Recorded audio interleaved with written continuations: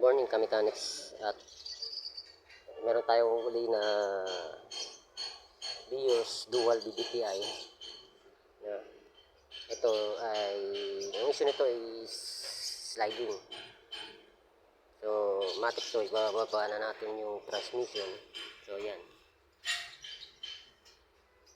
nababaklas ko na para mapalitan ng pyesa.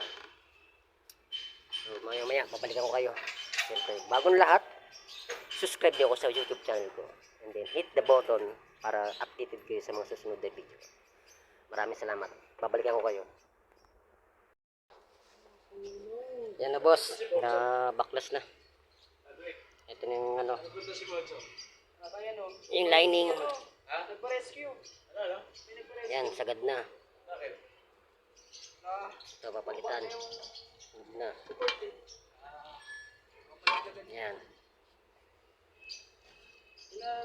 Papalitan to. Pati na release bearing. Sagad pala oh. May pressure plate? Ito, pressure plate. Ha? Ito. May pressure plate? Oh, ito yung lining. Ayan, sagad na siya oh.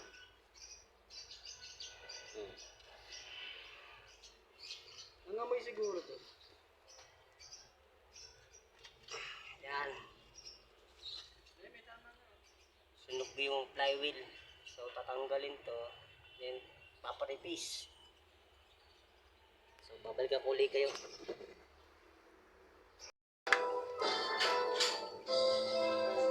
Ano guys yung bago?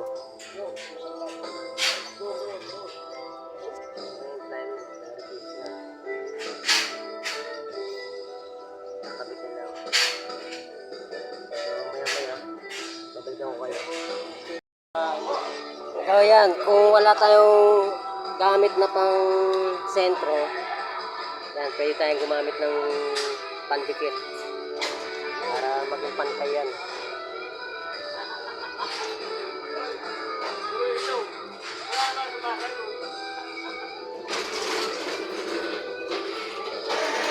Dikitan lang.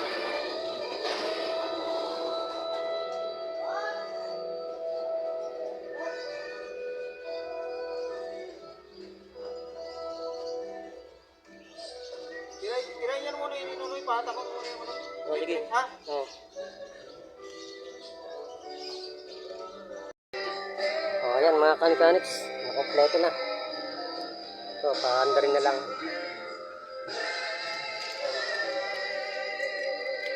Para lang gulong.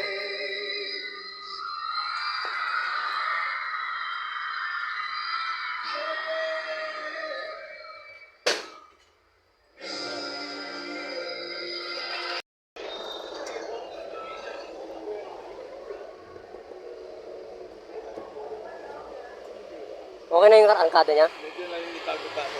So, kasi bago eh.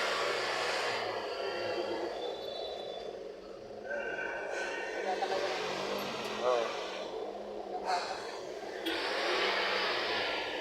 Okay na yung sakyan.